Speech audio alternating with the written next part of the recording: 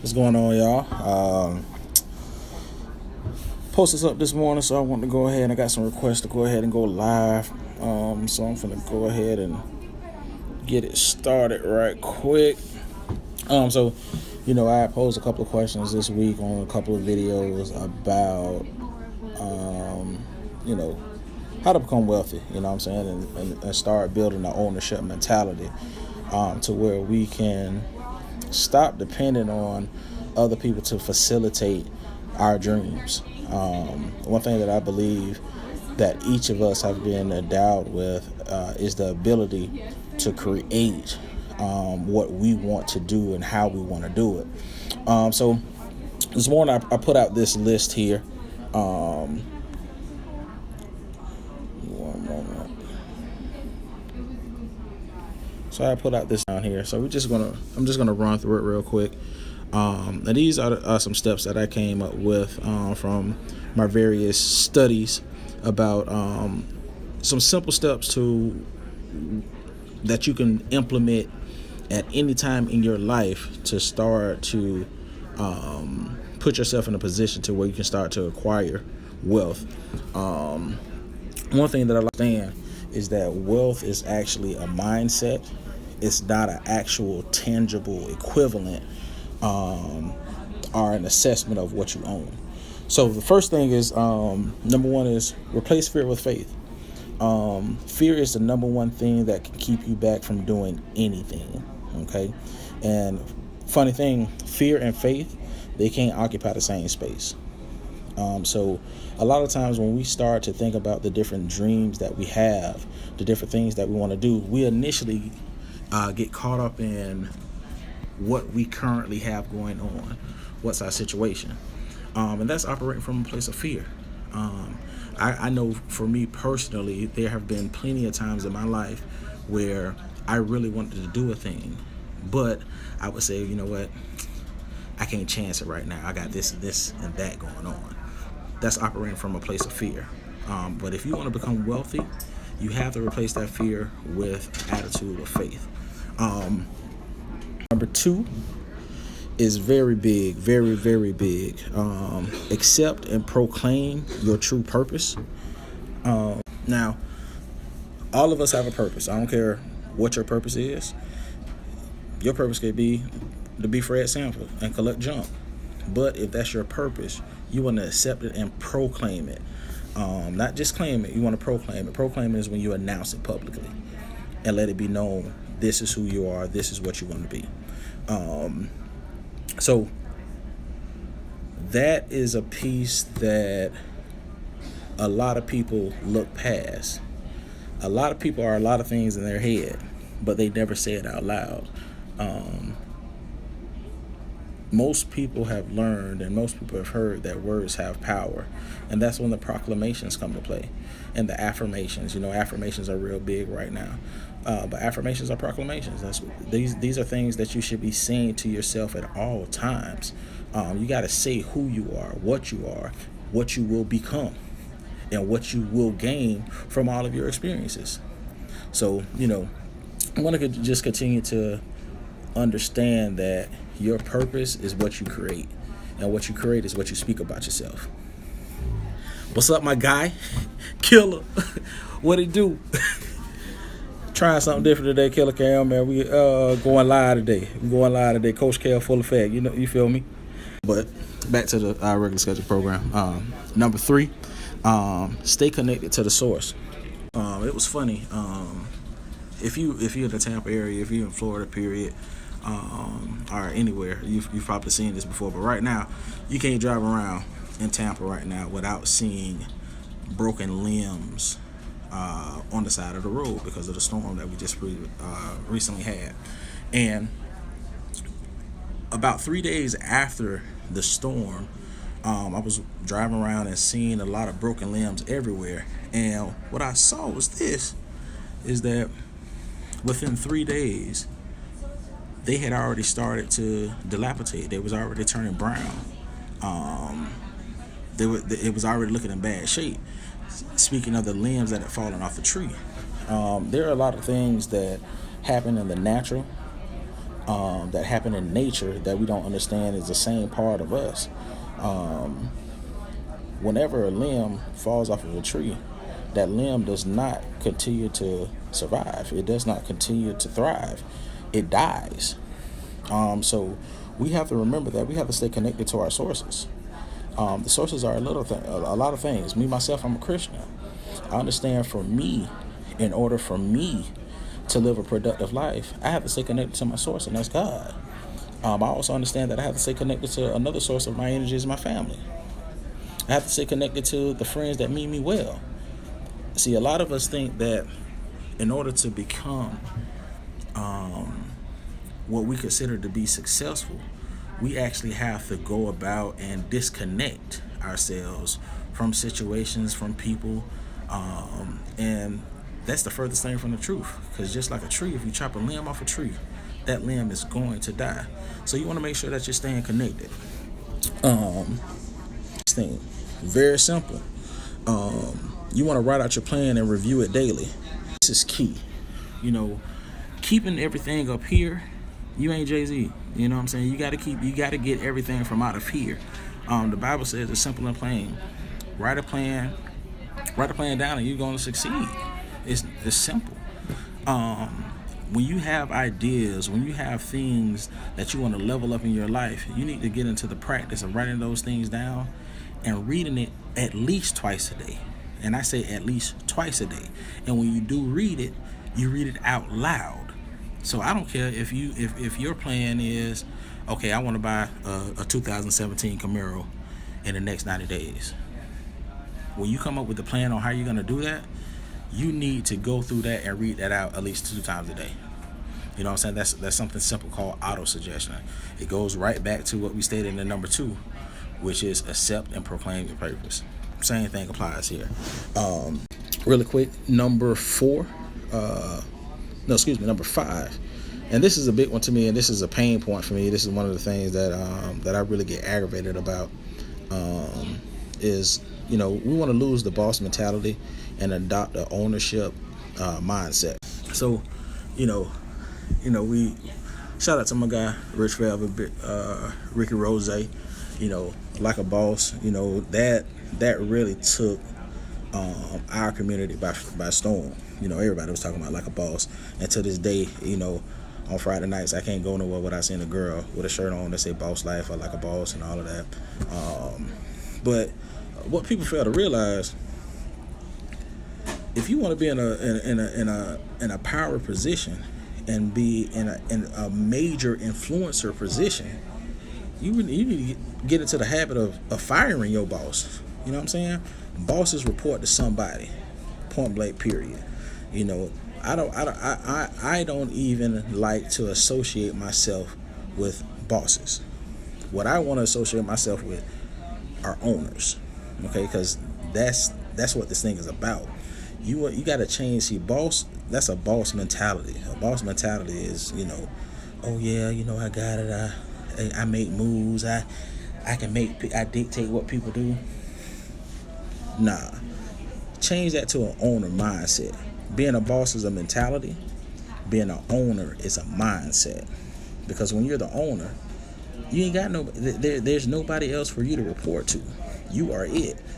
When it comes to your business, the only person you want to report to when you're the owner is your creator, is God. So that's number 5. Real quick, number 6 here. Be the you see in your mind. I was going over this with my group of boys the other day, and I was explaining to them that everybody, when they're by themselves, when they chilling, when they daydreaming, a lot of people have a mental image of the person in which they want to be, the dreams that they want to live. And so one of them actually asked me, he was like, well, what if the person that I see in my head isn't, positive? And this is one thing that I'll say, that everybody has a duality system in them. That's one of the things that we have to wrestle with in life. We got a couple of people in our head that bump into each other. And we have to learn how to really control those interactions, our internal interactions. But everybody has a positive image that they see in their head, in which they think they should become. So what we have to get into the practice of doing is ensuring that we are focusing on being that person. If you focus on being that person every day, take 30 minutes out of your day each day, get to a quiet place, think about that person that you see in your head, and visualize, I'm talking about down to the nitty gritty, who and what that person is. Guess what's going to start to happen? Naturally, you are going to start to develop your toolkit to become that person. So if you see yourself, me, myself, I know that I am going to be a great speaker, okay? 3 years ago, you couldn't pay me to speak in a group of more than 3 or 4 people. It wasn't going to happen, right? But now, because of what I'm seeing in my head, I started seeing myself in front of audiences and sold out crowds and arenas and different training sessions, doing conferences, things of that nature. I sit and I think about those things on a daily basis. So now it's nothing for me. That fear has been replaced with faith of becoming what the person that I see in my head. So, you want to make sure that you're putting yourself in a position to where you are becoming the person that you're seeing in your mind on a daily basis. The next one is develop the habit of working more than what you're paid for. Anybody who knows me knows my favorite book. My favorite book is My Guy. What's up, bro? What's going on, mate? I see you. That dude, California's Finest, what's happening?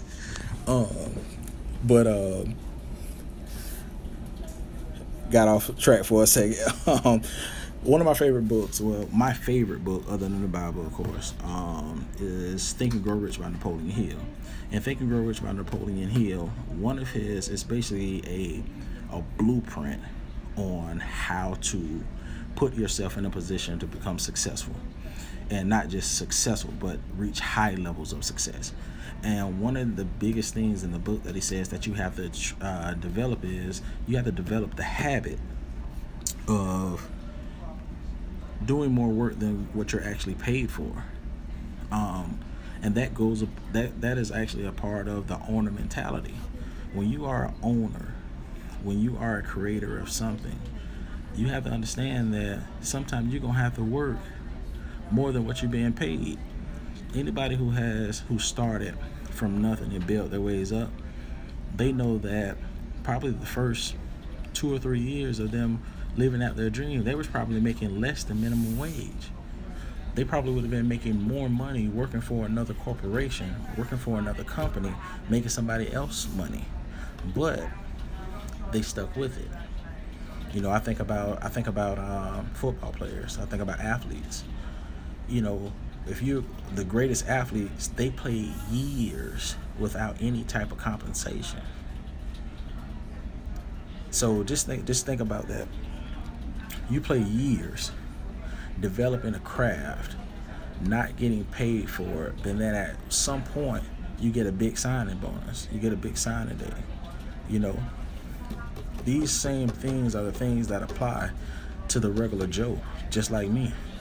I know that one day, all the service that I give, without any expectation of pay, the universe is going to get that back to me. So you wanted to start to develop the habit of doing more than what you're paid for, because in the long run, you're still going to get paid to do it. The next one, accept a life of servitude. This is big. I don't care what you do. I don't care what you want to do. I don't care how big you think you are, how smart you think you are, how much bread you got. You have to be willing, in order to level up and ascend to your next level in life, you have to be willing to accept a life of servitude, especially if you want to be an owner of something. When you are the owner, guess what? If you own your own company, you are That the role of the owner is to serve the internal and external employees. All the great owners, all the big CEOs, Fortune 500s, Fortune 100s, that's what they all say. They say, look, I have a lifestyle of service. I service my people that I give a product or service to, and I service the people who are middlemaning with giving the other individuals who are buying my service. So you have to accept that you are in a role of a supreme servant. Okay, there's nothing wrong with servitude. With servitude, wealth comes from that. Number nine is stay committed. And the Bible says, commit your action to God and all your plan. Commit your actions to God, and all your plans will succeed. This is true. Anything that you stay committed to, I'm talking about truly committed, not something that you kind of own, like it's a fad. I kind of like doing this. Nah, anything that you are committed to. When you're committed to something, it changes the fibers of your being. Let's take, for example, a relationship. When you're a wild cowboy, you out here living in the desert, trying to get moisture at all costs. You operate a little bit different. But then when you meet a woman who is worth your time and worth your effort and worth your money, and you start to develop a committed lifestyle, there are changes that happen. And once you start to make those changes, you start to reap a benefit of having a monogamous relationship, and that is what builds what is called intimacy. And once a man experiences intimacy, his life automatically levels up. So, just like with our relationships, we have to do the same thing when it comes to our the things that we want to do in business. The things that we want to do when it comes to our dreams. We have to stay committed at all costs. We ain't gonna necessarily be able to do what the other guy is doing. We might not be able to go out and stay out all night. We might not be able to, go buy and this is the hard one for me. This is very difficult for me. We might not be able to go buy every release date shoe, because right now, if you are being called to live out a purpose, you're going to start having to go through your opportunity cost and pay and invest into what you're going to have to. Sorry about that. It's time for me to leave. Time for me to get off the Ponderosa, get off the plantation. Now, the last one is very important. The last one is number 10. Is accept the God in you and operate accordingly. When I was in college, when I was at FAMU, me and my boys, we used to get together and really used to have what we used to call a soul session. We just used to, get together, drink, smoke, do our thing, and have conversations, but having life conversations. And we used to call them soul sessions. And I remember one time a couple of my homeboys, they thought I had lost my mind. Because I was telling them that, man, you God, you know what I'm saying? You are God, And they looking at me like, boy, this boy done lost his mind. And then, going through the process, I knew that I was wrong, but going through the process, I had to learn how to articulate it to a way to where people can understand it. So when I say that you have to accept the God in you and act accordingly, God is the creator. He created everything. We are creators. Life ain't nothing but energy. This is what you're looking at right now is energy. I'm able to wave my hand. That takes energy. I'm able to blink my eyes. That takes energy. That's what I am. I am an energy. This physical body is just a cell that holds my energy and allows me to animate and make movements so other people can see exactly what I'm doing. So you have to accept that there's an energy in you. That energy is connected to God. The energy is connected to the Creator. So there's not much that you can't do that God can't do, because we have the same set ways of doing things. We are creators. So what you have to do when you're getting ready to embark on building wealth, you have to understand that there is nothing that you cannot do. You have to understand that you have the power to create. You have to understand that you can overcome anything. You have to understand that there's nothing that you should fear. These are all things that we learned as children growing up in churches and things of that nature. But we have to know that, look, I am a God. The God that I pray, his energy is running through me. So if he can do it, I can also do it. Now it might take more effort. And the reason why it takes more effort is because I might be operating from a place of fear. So I have to make sure I have to get out of that place of fear, and then put forth the effort to make certain changes, to be able to get to a place to where I can create exactly the same things that are in my mind. See, with God, it's effortless. If you think about it, it's there. There's no lapse. It's instant. But because I am a human, I understand that I have to first think about it. I have to plan it out. Then I have to put it into action. Then I have to make sure that I'm actually working towards it. I have to level up. It's almost like, when I think about leveling up, I always think about the old Mortal Kombat video games. You start at the bottom of the pole, fight Sub-Zero, beats on your blade, and every time you just went up, went up, went up. That's just the way life is. And those are the mindsets that we have to start developing. So these are my 10 little steps of how to start to creating your own wealth. Because I was talking with a group of young boys, the group that I work with, at a fever pitch pace all the time. I'm always with them. I think I'm gonna claim them on my taxes this year. I was explaining to them that this situation that we're going through and that we're seeing play out in the media with the Oompa Loompa and the NFL, that's something that in a sense we almost created. And I say that is because there's no reason why in none of the major sports there's no majority black ownership in anything, when we are the ones that carry the leagues. All the major leagues, we carry them, and if we're not currently carrying them, there are other people of color that are carrying them. And I was explaining to them that I want them to understand that they are in a position to make sure that we never have to deal with another debacle like this. But the only way that they can do it is to start building wealth. You have to start building wealth, and there's no there's no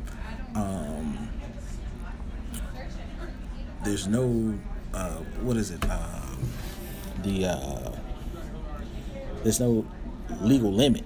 You can start building wealth at any age. So these are some steps that if you're a parent, go over these steps. If you are a parent, hit me up, hit me in the DM, let me know. I'll email you. I'll actually email you this list, and I'll also email you the presentations that I do with the young men that I work with, so you can actually go over it with your kids. Or if you want to go over it with your homies, I'll send it out to you, because these are the things that we need to start thinking about. These are the habits that we need to start developing to make sure that within 2 generations, if we don't want it to be another NFL and another debacle, if we don't want to have our young black men, really giving blood, sweat, and tears to basically work on a plantation and be spectacles, we can be developing in 2 generations. I believe in 2 generations, we can, as a people, we can acquire enough wealth to where we can create our own NFL. Point blank, period. And it's doable, but we have to start putting certain things and developing certain habits. My guy, man, I see you, man. Man, I want you to hit me on the deal, man. Make sure that dude hit me on the deal, man. I need to get your information, man. I need to holler at you, man. We finna try to set up a good old reunion weekend, man. But I miss my guys from out there in Cali. Little sis, I see you. Can't wait to see you next week. But yeah, man, I appreciate y'all checking me out. I'm actually gonna start doing this on a more consistent basis. And if you would also just go to coachkel.com, make sure that you put your email in so I can actually start to send you out my newsletters, things of that nature, and keeping everybody abreast on exactly what all we got going on. I appreciate you guys. Y'all have a great day. That dude, get at me. All right, man. Y'all have a good one.